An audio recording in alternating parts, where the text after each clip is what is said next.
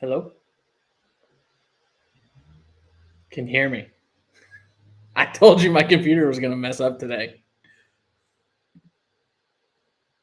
I'm here. I don't know if Logan's here. I don't know if anyone can hear us. Get in the chat. Can you hear us? Anyone in the chat? Hello, hello. Hello, hello, hello. Hello, hello, hello. All right. Logan's gone. So we're going to start with me. I don't know if this is live or not, but I'm going to start. I'm Craig. Hopefully Logan can join us soon. This is No One Asked Us.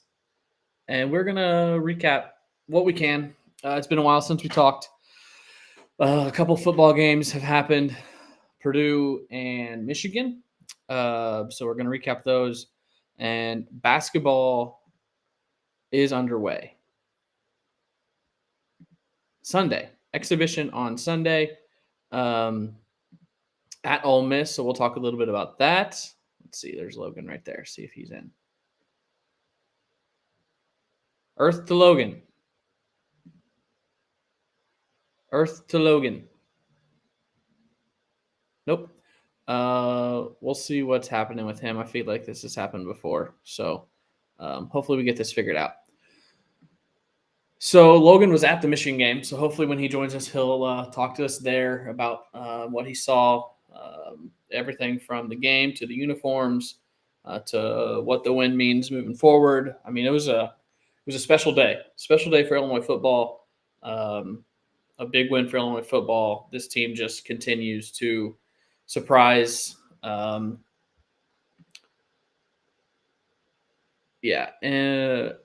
still no Logan. M. Brotz. This football team continues to surprise. And is he here? Is he here? He's in, but his camera's not working. I don't even know if any of this is working. Can you hear me?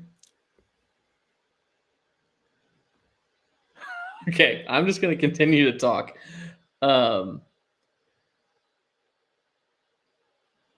This football team continues to surprise me. I had them at a 6-win team. They're already at that with 5 games left to play. So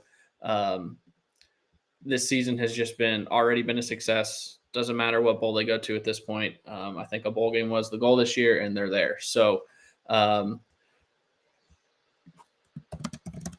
just texting Logan. The chat, you guys in the chat might need to carry the show today. Logan's having some trouble getting in. I knew this was going to happen because I'm in a different location and I run the show. So the internet here isn't as good as what I have at the house. The computer I'm on isn't as good as what I have at the house. So I knew this was going to happen, but hopefully we can get this figured out. The chat, you guys in the chat might need to carry the show today. Okay, so we are live. I can see myself on YouTube. I am still live. So I'll talk briefly about Purdue. I know it's been 2 weeks, but we haven't had a show for a while. I was at a wedding that day. I think Logan, I don't know if Logan was free or not, but I was at a wedding, so I wasn't available for a show that week after that, I guess. That was ugly. Purdue was ugly. I was able to watch the final 8 minutes, which was the worst 8 minutes. Lucky to hang on that one. I know Logan tweeted the clip from the show prior to Purdue where I basically said, just need to win by 1. And that's exactly what happened. Win by 1. I love the balls of Ryan Walters to go for 2 there and try and win the game. But luckily for Illinois, defense bowed their necks there and got the win. That was very much survive and advance, continue to move in a positive direction. And then last Saturday, hopefully Logan can get in here because, like I said, he was there and he can really speak to how it felt in the stadium. I mean, on TV, that was an environment at Memorial Stadium that I had really never seen. So that was fun. I thought CBS did a really good job with the broadcast. I tweeted out the clip of the Open where they went black and white, and the broadcasters, Brad Nessler, Gary Danielson, were in there, old get-ups and had the hats and all that stuff. So that was cool to see that they leaned into the 100-year Memorial Stadium rededication. That was a good moment there. On the field, I tweeted out my CC report, which I don't know if those will be a weekly thing, but big wins. I did one after Nebraska. Those will be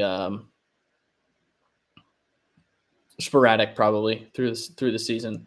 I'm all flustered right now because Logan just disappeared from us.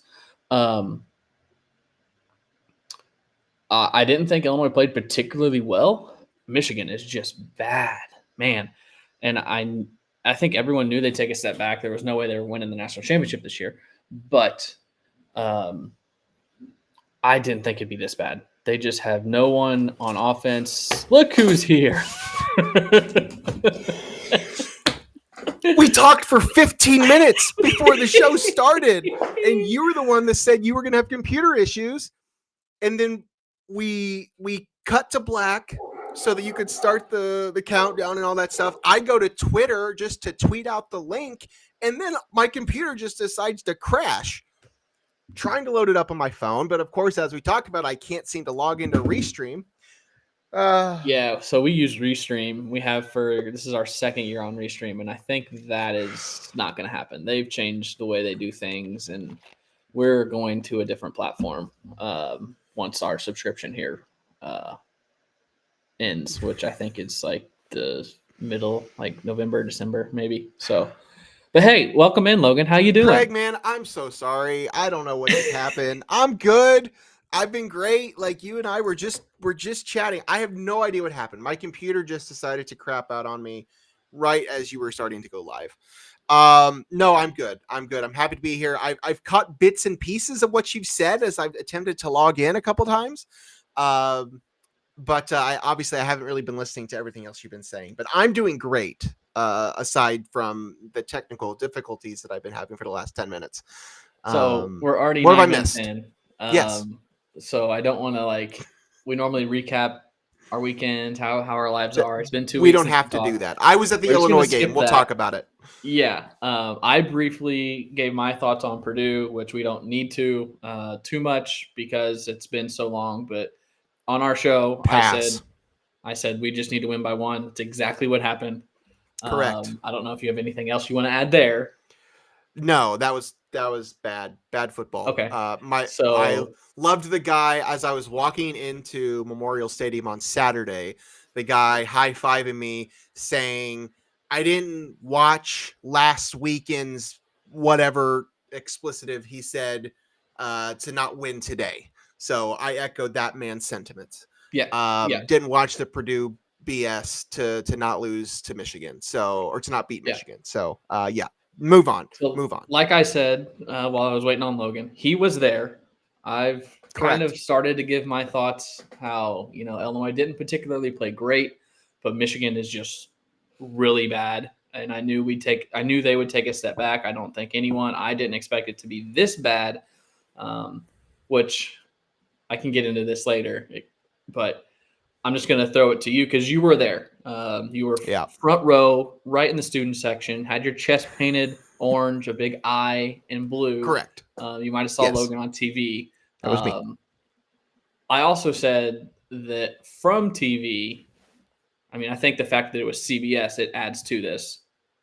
It looked like the best TV broadcast of an Illinois football game, like environment-wise, like everyone was into it.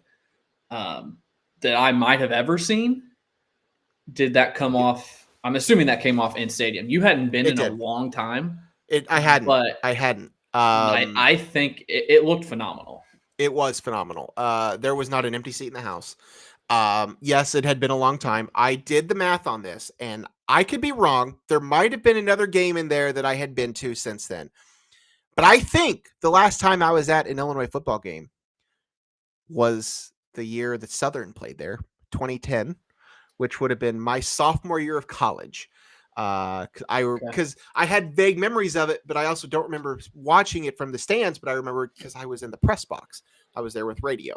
So Gotcha. I think that was the last time I was at a football game in Champaign. I was at that game too. Yeah, as a fan. I'm sure you were. I was actually, as much orange and blue as I wear, I was wearing maroon that day. I figured you were.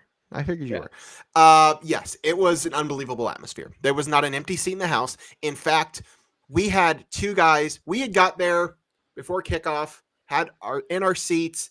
Everybody's packed in. These two guys or two people come walking in, looking for their seat 2 rows in front of us, realizing that there's 2 gentlemen sitting in their seats.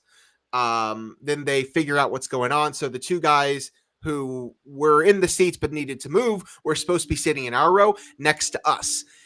There wasn't room for 2 more people to sit next to us. In fact, it was almost an ordeal that there wasn't room. Granted, I was also sitting behind the Michigan sideline, so there was a decent amount of maize and blue around me, as were these gentlemen. But it was almost an issue. But luckily, there happened to be like an empty seat in front of us, so my dad was able to move down. It was fine. Not an empty seat in the house. It was jam-packed. I don't remember what the attendance number was, but it was that. The atmosphere was incredible. I think the only thing that would have made it a little better is if it really felt more like fall. It was warm. Yeah. It was warm at 2:30 in the afternoon on Saturday in Champaign. So like that is the only thing that I said would have made it a better atmosphere. If it really felt like football season, it didn't.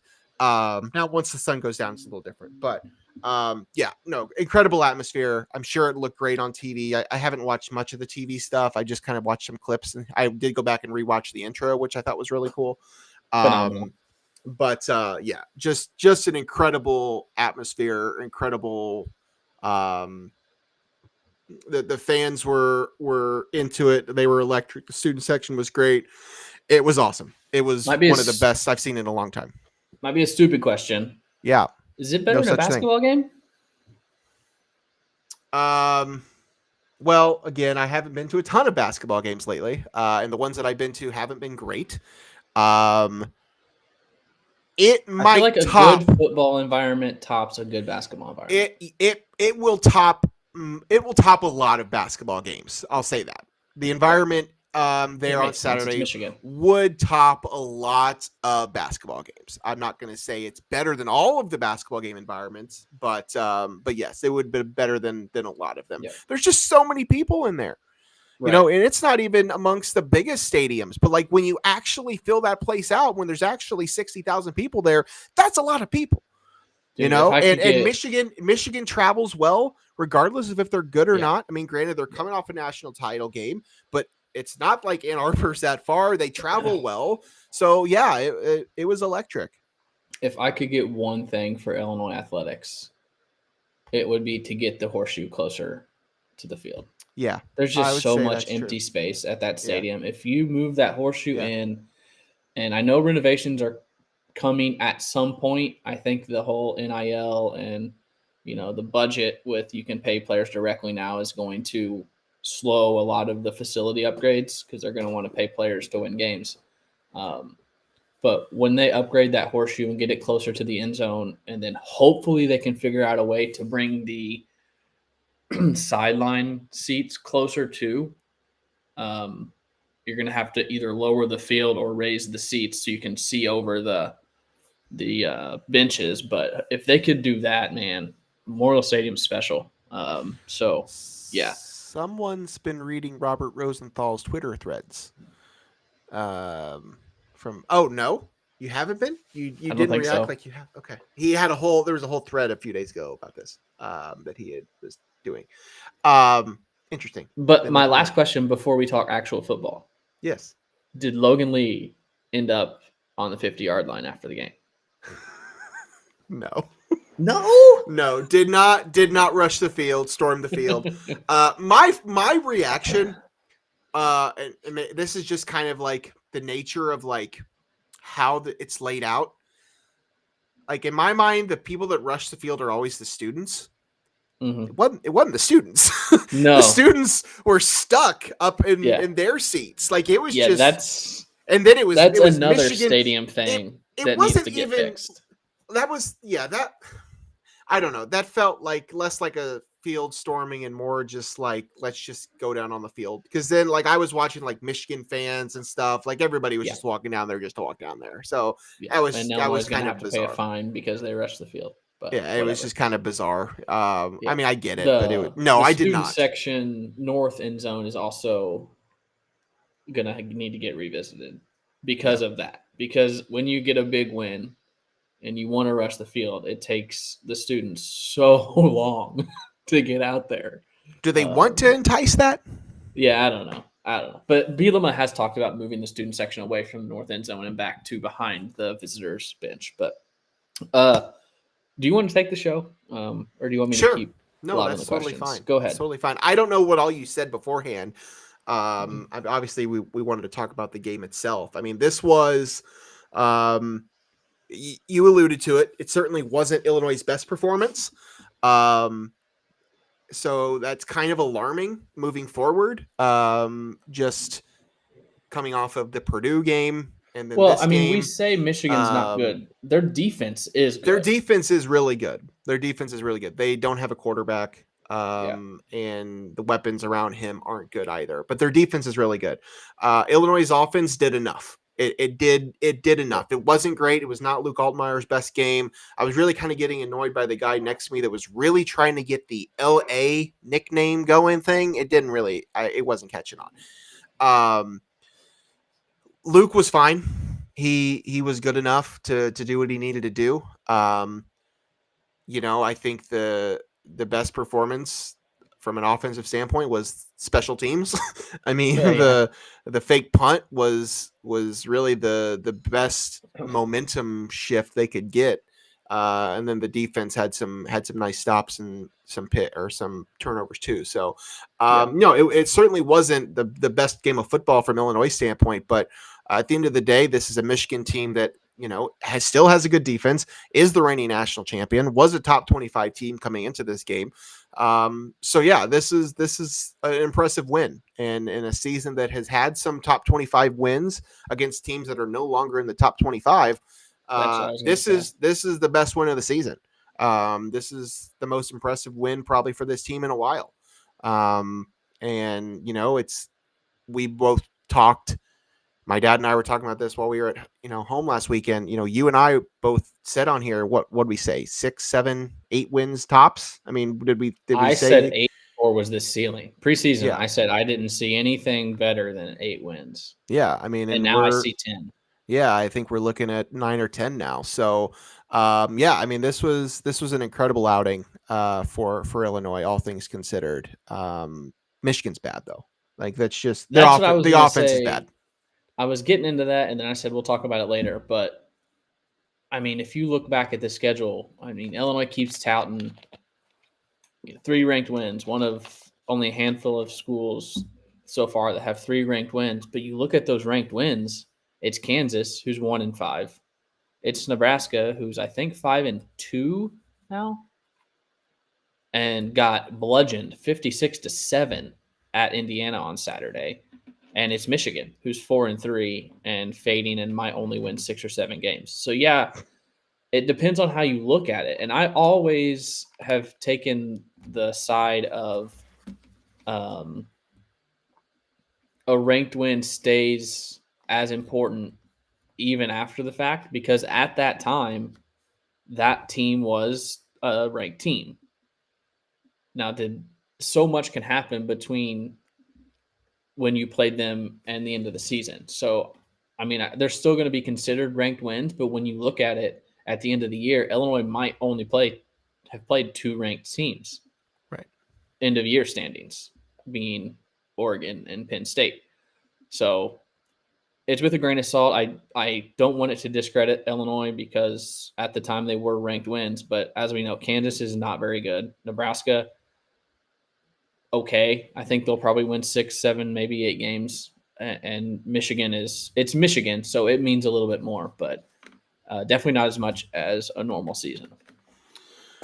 Yeah, I don't want to spend too much time on the numbers. I mean, this game was now 5 days ago. Yeah. But Altmaier was 9 for 18, 80 yards, one touchdown. I mean, 80 yards obviously isn't gonna blow you away, but you have to factor in also what he did on his feet.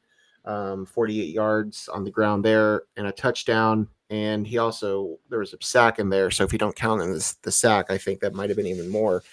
The only touchdown pass he threw was to Tanner Arkin for 2. Aiden Lawfrey was fine. The two-man attack there of him and Josh McCray was great. They combined for 100 yards. And Luke scored on the ground. The defense again was great. All things considered, really, really good. Yeah, the defense was the strength. I wasn't sure. I don't think anybody was really sure coming into this season what this defense was going to look like. They've had a lot of talent that have come through their last few years, but they lost a lot of talent. So I think there was a lot of, at least some questions, not necessarily concerns about what this defense is, what's its identity, what's it going to be like. But again, it's still Michigan, even though they may not be the Michigan team of a year ago. This is still an impressive performance by this defense to hold them to just 7 points. I think they're just opportunistic. It's the defensive line isn't great, so a lot of the running backs, and if a quarterback keeps it on a read or is a quick QB keeper, they get past the line a lot. But these linebackers, these edge linebackers, and Akis and Seth Coleman, they're aggressive. A bunch of NFL scouts have raved about Gabe Akis this week. How much he improved his. He had a huge game. How much he improved his draft stock in just one game. And even I know the secondary early, it was the Scott Air Force Base duo that was really controlling things. Matt Bailey has been playing well. He got did he get an intercept? Was it him that got the interception late in the game? At the goal line? It was. Yeah, so he got an interception. I know he also leads the team in tackles. So, secondary's playing good. Outside linebackers are great. D-line could still improve, but I think they're holding their own. So the defense has just been opportunistic, with 2 fumbles and the interception. When you need it, they make a play. So that's been what's winning Illinois' games so far. So I had one observation early in the game that I mentioned to my brother that I'm just going to throw out here because I don't know how it was seen on the broadcast. I don't know what was talked about on the broadcast, and it wasn't a thing because it was brought back. But there was Jack Tuttle threw an interception early in the game. He threw a pass I don't even remember who caught it on the Illinois side, but there was not a Michigan player around. Like it was bad. They ended up bringing it back for some sort of penalty or whatever. Mm-hmm. But it felt like to me in that moment, just looking at everything going on with the jerseys, it almost felt to me like Jack Tuttle thought he was playing a home game and threw the ball to somebody that was wearing a blue top and this off gold color pants. Like it just seemed odd to me because there was not a Michigan player in sight. Like it was just clearly, again, from my vantage point, I don't know what it actually looked like on TV, but we hadn't even talked about the jerseys. We can talk about those too. But that's just what it felt like to me. I don't even know if that was a thing, but in the moment, that's how I felt. I can't really add much to that, but that's fine. I do know that Bielema said before the game, maybe in his weekly radio show, he said that someone approached him and said, "Hey, we should start wearing our helmets in practice, the leather helmets, and not our normal practice helmets." And he approached Altmaier with that, and Luke was like, "Dude, I've been thinking about that for the last couple of days because sometimes he throws to helmets. He'll be sitting in the pocket, and I just throw to an orange helmet." Yeah. And that since they weren't orange, he was like, "I need to get used to throwing to these leathers." So, or fake leathers, I guess. That's a good point. That's a good point. Yeah, that could have been it too. Yeah, if Tuttle's, I see what you're saying. We've had the jerseys for a while. We've known what they were going to look like, but how'd they look on TV? I thought they looked so much better in game than from the pictures. They looked very similar. I thought they were just filthy. Like I thought that everything about them was so cool. The helmet is probably one of the most impressive I've ever seen. Like from a distance, it looked like leather. I mean, that the hand painted, the guy who did it, I can't remember his name. Not important, I guess, but shout out to him. I wish I knew his name. Just to do 200, I think, of those or 150 of those by hand is incredible. I know earlier, months ago, they tweeted a video of the process of it, and just all the work it takes to get those done is incredible. I mean, are they the most flashy? Obviously not. Like, Oregon's got the most flashy uniforms. I mean, there are other schools that are like the wow factor, but for the purpose that they were to serve, I don't think they could have done any better. And I'm sure you've seen all the national media talking about it too, and all the other college podcasts being like, oh, they were awful. They were terrible. They were disgusting. Like, what were they thinking? Like, they didn't just whip these out of their brain, out of nowhere. Like, they were to copy Red Grange's uniforms. And I think in 2024, they got about as damn close as they could with the stripes and going up in the triangle. I mean, obviously they had to add numbers because Grange didn't. Back then they did not have numbers, so you had to add a number. So you had to put the number on the front and on the back. And I mean, I can't say enough good things about them. I know the national media is kind of dismissing them, and a lot of people say they looked awful. But if they just did a little bit of research and looked up one picture of Red Grange, who they were to honor, I think they'd be like, oh, wow, they nailed it. They don't look great, but for their purpose, they absolutely nailed it.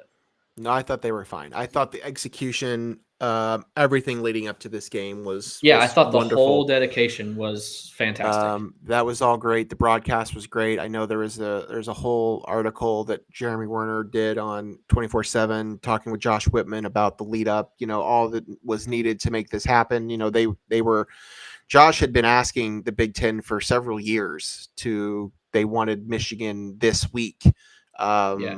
As the rededication and all that stuff. So like they were doing a lot to make this happen. And then you have the change in the Big Ten expansion, and you have the conference changes. And then of course, Michigan, is a national champion. So like, there's just all these factors that went into this thing, but just to make it happen from, just getting Michigan on the schedule to it being, getting the jerseys in place, getting all the people there. And then for it to end up being a top 25 matchup. Everything that needed to go right for this to happen did. And I think it was absolutely perfect in every way, shape, or form. As I said, if it was a little cooler, I would have preferred it, but I'm not going to complain about it being near 80 degrees in October. So I don't think Illinois could have asked for anything else from the entire weekend. Nope. It was honestly damn near perfect. And it ended with a win, and that's ultimately what's important. So Illinois improves to 6-1 with the win, 3-1 in the Big Ten, up to 20 in the polls this week. I knew we wouldn't jump as much as we probably should have, just because no one lost. There were no upsets this week. Yeah, I know I saw somebody complaining about Notre Dame's 8 spots ahead of Illinois, and they lost to Miami, but I guess they have a better win with A&M, but they lost to Northern Illinois. Oh, that's what it was. Yeah, they almost lost to Miami. So haven't played Miami. Notre Dame hasn't played Miami. Ohio. Miami, Ohio. Oh, okay. Yeah, that game. They also played Miami, Ohio, and it was close at halftime. I don't remember what the final week score was, but anyway. 6-1, 3-1, up to 20 in the polls. What can't happen is what happened 2 years ago, where everything falls out. Lost 4 in a row in the year. Can't do that. That's in the back of my head, and I can't get it out. I don't want to jump too far ahead, but you can't do that. Let's just real quick go over other scores from the Big Ten this past week. I would do that really quickly if my computer allowed me to. I wouldn't do too much on your computer after what happened 30 minutes ago. And I'm having issues now with my mouse was dead, so I'm having a day, man. Oregon throttled Purdue on Friday night. Indiana. I said it 2 weeks ago. I wasn't bought in on Indiana, and I'm still not 100% sure I'm bought in on Indiana. Maybe especially you can tell me what happened on Friday or on Saturday. I obviously wasn't watching this game. I don't know if you were watching any of that, but I had it in the. I know Nebraska's not great, but Is this real? I'm not bought in yet. I had it in the multi-view. It was at the same time as Miami and Louisville, so that's the game that had my attention. But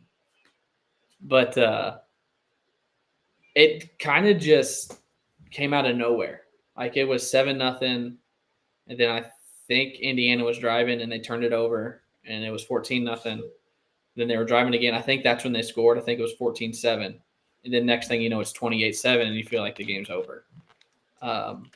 So I just think Nebraska made some mistakes and Indiana capitalized. I would be bought in on Indiana right now, and I was this close to including them in my college football playoff parlay, but their quarterback injury scares me. Yeah. Their starter's out at least for this week. He might be back next week. And I know their backup's pretty highly touted, and he's not bad. But I have a 8-team college football playoff parlay right now that I'm almost want to include Indiana in, but I'm scared too because of their quarterback. Yeah. Let's talk about Indiana a little bit more here real quick. Again, they are 7-0, 4-0 in the Big Ten. Granted, it was a throttling against a good enough team, but that is still their best win of the season. And it's not even really close. Again, I'm not trying to take anything away from Indiana. I honestly, if they want to win 4 or 5 more games, go for it. I think it's clearly there's 3 teams at the top in the top tier of the Big Ten, and then Indiana might be 4th at this point. As of right now, they certainly are. Definitely. And I think they're certainly knocking on the door of a college football. They have a great chance of going 11-1. Yeah, I think they really do. I mean, their schedule isn't that difficult. They do go to Ohio State, so you have to chalk that up as a loss. They host Washington this weekend, which is getting game day, but that game's on BTN. Do the math on that one. Yeah, I heard that yesterday. They host Washington, then they go to Michigan State. They also host Michigan, and then they host Purdue. So we got Philip in the chat here saying Indiana's backup QB is Trace Jackson Davis's little brother. Oh. I know his last name is Jackson. Well, that would make sense. Good to know. But yeah, I mean, I think they are legit. I don't think they're top tier Big Ten, but I think what they've had so far is real. So good for them. The other games, Wisconsin beat Northwestern 23-3. UCLA 3 points better than Rutgers. Maryland needed all of their 29 points to beat USC. How about that ending? And then Michigan State won over Iowa in the night game. One more football thing. I think we're about to move on. If Illinois goes 10-2, do they get one of the 12 spots? No. Yeah, I don't know. I haven't crunched the numbers. How do you keep them out? But I don't think that. I think you're not going to have 5 Big Ten teams. It would just depend on what else is going on around them. I mean, I just that record, you would think yes, but again, it just depends on who has 1 loss, who has 2 losses, even who has 3 losses. So, I mean, maybe I can't rule it out, but Illinois now. Let's briefly at least talk about this weekend. Illinois has their West Coast trip. They are already in Eugene, Oregon, or we're landing in Eugene, Oregon very soon. They play Oregon on Saturday. Again, Saturday afternoon, local time, or Central time. Oregon's the number 1 team in the country. They have the best win of the season, or at least one of the win over Ohio State. This is obviously a big opportunity. I don't think anybody is predicting an Illinois victory, and I'm not gonna be the first. I think the question is, can they make it close? What do you think? Can they make it close? I said the same thing leading up, and I tweeted it out against Penn State. Brett Bielema at Illinois has been a 17 or 18-point underdog 5 times, and every single time Illinois has covered. Yeah. So is this any different? Maybe. Like I don't have a good feeling. I think there's a very small chance this team gets blown out, though. Yeah. Like the recipe for that is Oregon gets the ball first, scores in 3 minutes. Illinois gets the ball, 3 and out. Oregon gets the ball, scores in 2 minutes, and 5 minutes into the game, you're down 14-0. I mean, Illinois is not. In the past, Illinois hasn't been built to come back from that. I think this team might be different because you do have a quarterback that can sling it and some wide receivers that can make plays. So maybe this team could come back from a deficit like that, but I wouldn't feel confident in it. So the recipe is there for a blowout. I think the line's about right where it is at 21. I think it's probably a 20 to 24 point game with the possibility of it. I don't think it's any less than 14. I think it's a 2 touchdown game. Hopefully I'm wrong. I hope I'm wrong, but I just don't see it. Yeah. I mean, I think they can make it close, but I don't see it happening. I don't think this offense is good enough. Run game is awful right now. Yeah, the run game isn't good. There are weapons on the ends. You want to go over my quote from my CC report that you loved? You can mention it, yes. I could have forgot what it was, but yes. Oh, yes. What'd you say? Go ahead. In a big situation, 4th and 2 against the defending national champs. Yep. I wish I loved anything as much as Barry Lunny loves a draw up the middle. Like, had me rolling when I heard you say that. Yes. Yeah. I know you've been vocal about it. I think there are still certainly some questions regarding his play calling. But yeah, the offense is certainly has its issues. So I don't know if there's enough offensive firepower to play with Oregon. I think the defense, if the defense plays like they did, maybe you can limit them, but I don't know if the offense can put up enough points. We'll just have to see. However, after Oregon other than Ohio State, has Oregon had a close game? I can tell you, they beat Idaho by 10. Yes, Boise State. They only beat Boise State by 3. And then blowout. Because I remember the first couple seasons or first couple weeks, they were like, wait, is this Oregon team actually real? Because they only beat Idaho by 10 opening week. Yeah, I remember that now. Yep. And then they turned it on. Since then, yes, they've even blown their out. Point totals, like they've only scored more than 35 points once. It's true. 35 is still a lot of points. Yeah, but they're consistent. They're not scoring 50. So I think I don't know much about their defense, but I think this Illinois offense can put up points. So if Oregon scores their 35 and Illinois scores 14, that's the line right there. Or 17. If Illinois can get to 17 or 20, like take the Illinois side. Yeah. We'll see what happens. If they can, not get demoralized, there are 4 big opportunities for wins the following rest of the season. So, as you mentioned, I think 10 wins is certainly still on the table, and it wouldn't shock me if it happened. I am more confident going into the house of the number 1 ranked team as a 21-point underdog than under Brett Bielema than I have been under any previous Illinois football coach. Like, imagine this situation with Lovey or Tim Beckman. Like this, if you show us Illinois at Oregon, 21-point line with Tim Beckman, you'd have no confidence. Yeah.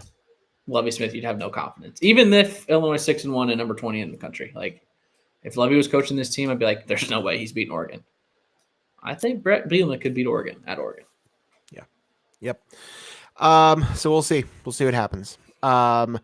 This is the first time Illinois played a number 1 team since 2007.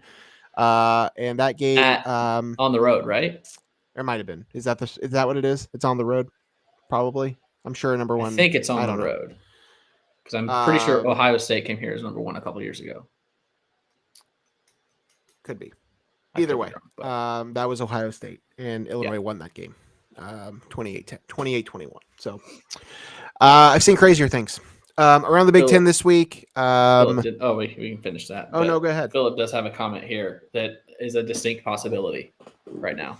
I saw that. I did see that. Yeah, that's very much in play. I mean, that would require Illinois to beat Oregon, which Illinois has to beat Oregon. Asking a lot. But if that were to happen, yes, a 5-way tie, 5 teams at 11-1 is honestly very much in play. And it wouldn't be crazy. I mean, it would be crazy. I do get it, but getting away from divisions in football is so dumb. There are so few games. It's gonna happen where you're gonna have a team go undefeated and you're gonna have 5 other teams with 1 loss, and only one of those 5 get to the conference championship. Who says that team's more deserving than the other 4? Like, it makes no sense to me. Does it make sense to have Rutgers and USC in the same football conference? No. Yeah, you're right. Does it make sense to have 18 teams in a conference? No. Nothing makes sense anymore. Does it make sense to have one of the best college basketball coaches in the country retire at age 55 with not health concerns? No. But nothing makes sense anymore in college sports.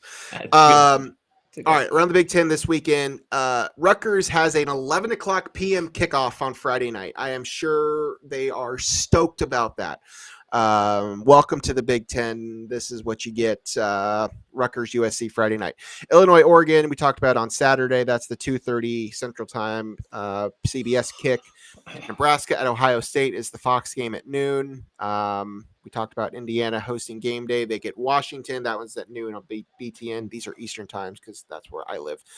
Northwestern goes to Iowa. Maryland goes to Minnesota. Penn State at Wisconsin is the Peacock NBC game.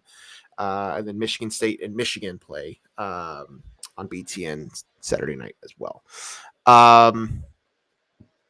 Anything else we need to touch on? Do we need to go around the world, around the nation, college football?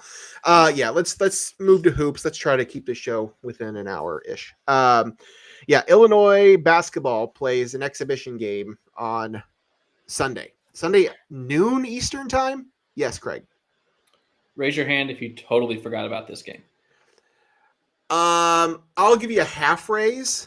I have no clue. It's been on my radar, but I haven't had it on my calendar because for a long time I didn't even know if it was going to be televised. So I didn't really give it much thought. But yes, this game is happening on Sunday. Tuesday or Wednesday, I proposed coming to Chicago this weekend because we've only been up here once since the baby was born, and I'm back to work. She goes back in a couple weeks, so I was like, okay, this is our chance because we didn't want to do it next weekend because we'd come back on Sunday and then she'd have to go to work the next day. And I was like, the Bears don't play till 3:30. The Cowboys don't play till 8:20. We can get on the road early and get there, watch the Bears, watch the Cowboys. And then Illinois tips off at 11 o'clock. So you're saying that we won't be doing a post-game show after the exhibition game? That's totally fine. I probably won't even watch the exhibition until I get home. So yes, Illinois plays an exhibition basketball game, one of the charity exhibition games that became popular last year. This one against Ole Miss down in Mississippi. On Sunday. This is a noon tip-off Central Time in Oxford. I thought it was noon Eastern. Sorry, 11 Central, noon Eastern. Correct. On SEC Network, if you're looking to watch. I'm excited to watch just because I'm excited to watch this team play. I'm excited to see what these guys are like. This is we're not going to do a full basketball preview. I think we'll save that for another couple weeks from now. But we can at least kind of talk about some things. It does sound like Tomi Ivisic is going to play in this game. Yep. We don't know that he will be eligible to play once the actual season starts. It doesn't sound like he played in their scrimmage against Butler a week or two ago. No. So I'm not exactly sure what's changed, unless they're feeling more confident that he's... You think it'd be flip-flop that he could play in a scrimmage, but not an exhibition game. Yeah, which leads me to think maybe there's some positive momentum that he might be eligible to play once the season starts on November 4th. But we'll see. It's going to be an issue. Yeah, well, it was an issue with his brother, so you thought maybe they would have it figured out by now, but apparently not. So we'll have to see on his status. But either way, I'm just excited to see this team play. I keep hearing and seeing all I'm seeing is clips on Twitter and Instagram, and like to actually see some of these guys on the court together, I'm kind of excited to see it, exhibition or not. I'm not as excited about the clips that I'm seeing on Twitter as I am about the words that I'm reading on Twitter about a certain number 32 on the roster. Yeah. Every single person that has come through Oven this summer and this offseason has called Kasparas a lottery pick, a just dynamic, come in right away and make a difference player. And every time I read it, my expectations just keep getting higher, and I hate it. I love it, but I hate it. Yeah, a lot of positive vibes coming out of Champaign regarding this particular player. We'll have to see. I mean, I can't doubt it. I have to believe it, because these aren't just words coming out of the mouth of the coaching staff and the players. These are what's coming out of actual members of the media, as you mentioned, that are coming in and watching him practice. That are saying these things. So actual certain members of the media. This isn't coming from Andy Katz, or this isn't coming from some dodicks that don't know what they're talking about. These are like NBA scouts that cover professional as well as college that are saying this about this kid, which just holy cow. And to think, I thought of this the other day. I don't want to say he was like the escape plan or the plan B, but I'm pretty sure we were all in on Igor Dimin. He was plan C, Craig. It might have been plan D. Plan A was AJ Storr. Plan B was the guy from Memphis or whoever it was that didn't end up leaving. Oh, David Jones. Yeah. David Jones, I think, was plan B. Plan C was Igor Dimin, who ended up getting a bag and a half from BYU. Yeah. And then I guess I'm just thinking the international market. No, you're right. Illinois was all in on Igor. And now everyone's talking about Kasparas, and I'm sure Igor's going to have a great season, but I haven't seen him on any mock drafts as high as I have Kasparas. And I saw something. It might have been. I saw something with him that there maybe I'm wrong. Maybe I'm never mind. Maybe I don't know. Never mind. Anyway, yeah, I'm excited to see this happen. To see this in action. So, Illinois basketball has been putting out a YouTube documentary type I haven't thing. watched the new one yet. So they released one yesterday, I believe, that's about the assistant coaches. The first episode was about Brad. This one's about the assistant coaches. But they also show you the image, the graphic, the poster or whatever that was created, basically saying Illinois is the only school to have an all Big Ten first team selection in the last 5 years. And I got to thinking, do they make it 6? Like, is this within reason? I wouldn't have guessed it. I would not have guessed it after you lose Terrence and you lose Marcus and you lose Coleman. Like, had Coleman come back, I probably would have thought, I think there could be. I don't know. Like, I think it'd be interesting. I think first teamers are scoring 20 to 22 points a game, and I don't see that on this roster. I think we're gonna have, 3 or 4 12 to 15 point a game scorers. I don't think this team has the Terrence or the Io that takes over games and just gets on heaters and scores 24 a game. I just don't see that, and those are the guys that make the first team. So I think there will be multiple second, third team newcomer. Like, Illinois will have multiple guys on all conference teams, but first team I don't think they have. Hopefully I'm wrong. We'll see. I mean, if they have a lottery pick, I mean, I understand that doesn't necessarily translate into, you can be first team all Big Ten and not be a lottery pick, and you can be a lottery pick but not be all first team all Big Ten. So, like, I get that those aren't the same thing, but you can also just average 3 points a game in college and get drafted in the second round and play in the NBA. Okay, well, we don't need to get into that, but yes, you could be Bronny James. But yeah, Illinois basketball preseason game on Sunday. We'll probably try to do like an actual season preview in the next week or two. Would be my guess. Yeah, we can do it next week. Yeah. I don't think we need to fully jump into that today. Sure, Halloween show. Dressed in your Halloween costume. Admittedly, I Well, maybe we should because my next week is kind of screwy. Maybe I'll have time. We'll figure it out. I mean, anything else basketball related you want to dive into? I mean, I have some questions, but again, I don't know if that's something we want to hash out now. Oh, yeah. You texted me this week. Do you remember that? I do, and I don't exactly remember what my question was, but I think it. Well, no, it's the playing time situation. My question is the playing time situation. Well, it's the same question we've had all offseason. Right, but as we get closer, my question. I mean, it's going to be, and I watched the Bulls last night, and it's very similar to the Bulls. They played I think the Bulls and the Warriors both played like 12 or 13 guys last night in their first game. It's going to be Illinois. They're going to play 11 or 12 guys preseason and non-conference. And then when it comes around to January, that's going to get whittled down to 8 or 9. So, but my main question, though, is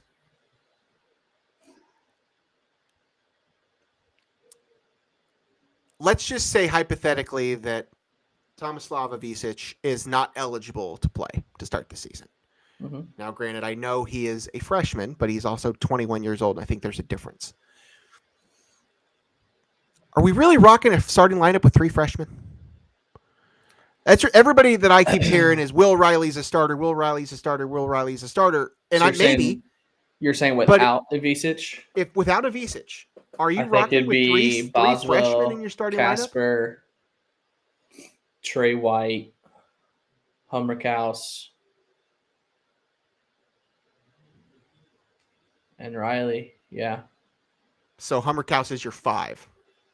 Yeah, I would assume he gets the nod over Morez. Interesting. I mean, I don't know. That's where I'm not. We had the Will Riley discussion a couple weeks ago, and that's part of it. Is I don't know how many freshmen you're really gonna. I mean, I would not be surprised. I would not be surprised if Riley's on the bench and Brad starts Ty Rodgers. I just think that's Brad's MO. Is he trusts Ty. Yeah. He wants to start the game. He doesn't want early mistakes, so he's going to throw out Kylan, Trey White, Ty Rodgers, and Ben Hummerkaus. So you've got junior, senior with Kasparis. I think that's what he's going to do, just because of the factor that Ty's been here 3 years. The only one of those 4 that have been here for multiple years, so I think Ty's going to start. I really do. Can I play Debbie Downer? Do you think this is the last year Ty's here? No, not to do with that. Does this team to you have too many similarities to the team 2 years ago? Because I see what you're saying, but my answer is no. That saying that that's one and the same. That team was very young and small. I feel like this team, like Epps, Sky Clark. Sure. I feel like this team's built different. Sure, built. Yeah, I'm not predicting that this is going to be the same thing. However, I will say though, if we are on this 2-year projection, 2-year plan, I liked how those 2 years went too.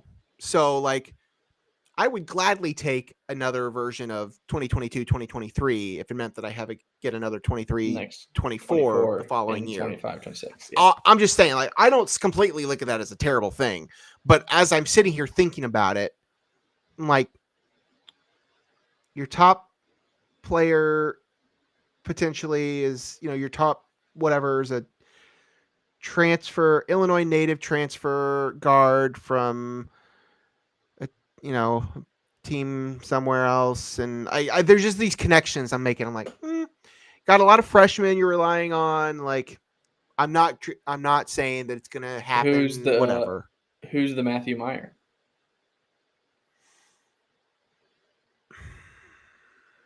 I don't know.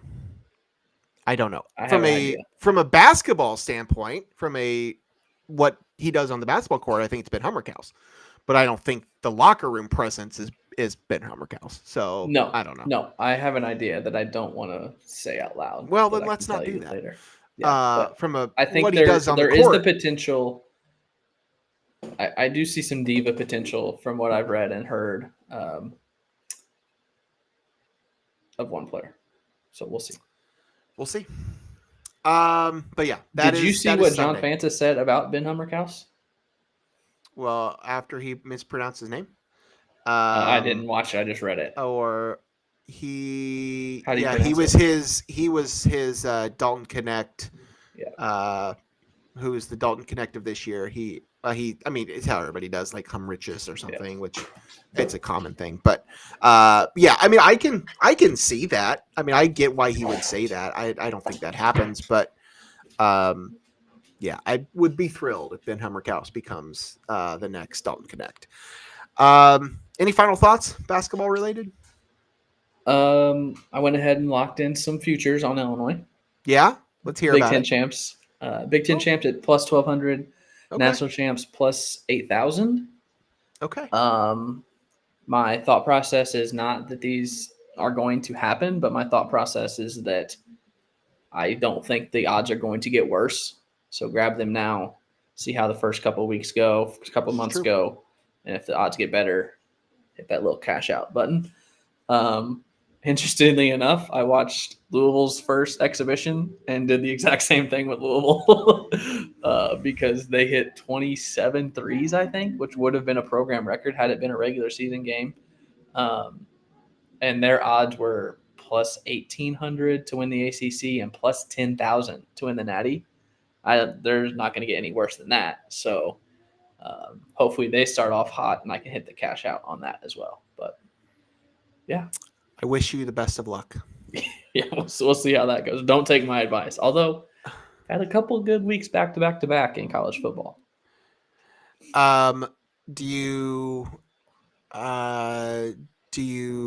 take any stock or care to comment on Illinois not being in the top 25 to start the season? No. There's so many unknowns. I don't think you can rank when you got 10 of 11 of your rotation guys or I guess 9 of your 11 rotation guys are new and 13 of your 15 are new. I don't think they deserve to be in there. So it doesn't bother me and it doesn't surprise me. Okay. Anything else? Basketball, non-basketball, anything else? Other topics we need to touch on? Probably, but I've been so scatterbrained the last couple of weeks. I'm sure you have too that I don't know. I haven't written anything down. Yeah. I'm kind of the same way. My life is hectic right now. So, well, Craig, I thank you for, steering. Thanks for joining finally. While I had a freaking meltdown. Hanging me out to dry here by myself for 30 minutes. Yeah. I don't know, man. My computer just decided it was your computer that was the one that was going to crash and ended up being mine that had the problems. So, I think we'll shut it down. I think we've had enough. Excited to watch Illinois, football on Saturday, see if they can play with Oregon, and then wake up and watch some exhibition hoops on Sunday. So, I was looking at Ole Miss's roster today. Okay. Why are they ranked? I didn't recognize a single name. I don't have a clue. We should have got Tyler Wooten on the show to preview. Is he down there now? Yeah, he's SID. I didn't know that. Ole Miss. Yeah, works with the staff, the track staff. I know Beard's a great coach, but old track and field staff, Southern staff is down there. Connie, he's Connie working Price with them. Smith. Yeah, I didn't realize that. Yeah. Huh. So, but yes, no. Obviously, Chris Beard's a good coach, so maybe that's what it is. But yeah, I have no idea. I don't know. We've had good luck in these exhibition games, so except for Eastern. What is the charity? Do you know what the? Honestly, I don't. I don't know. Let's see. I have Ole Miss's website up. Let's see if they even talk about basketball. The charity is both teams NIL. Probably. I don't know. We'll see if I can even pull something up. No, it's not a big deal. I'm just talking. I don't know. Charity exhibition benefiting CASA of North Mississippi. I knew that. Glad you did. Yeah. All right. I think we'll shut it down. We've been doing this for an hour. At least Craig's been doing this for an hour. I've been doing this for a little less than that. We'll see you guys next time. We'll try to do a show next week to kind of preview basketball. My schedule is crazy next week, so we'll have to figure out when I can actually do it and see if it works with your schedule, but we will do our best. For Craig, I am Logan. We will see you guys sometime soon, hopefully. Until then, happy Halloween. Oh. Go Cubs. What's your costume? I actually have one this year. Do you? I actually do. Yes, for work. I do have one this year. I would show I guess you, we probably should get one because we have a son now, but we don't have one yet. If we do a show next week, I will try to remember to wear my costume on the show. Okay. You may not even get it, but we'll see. See you next week.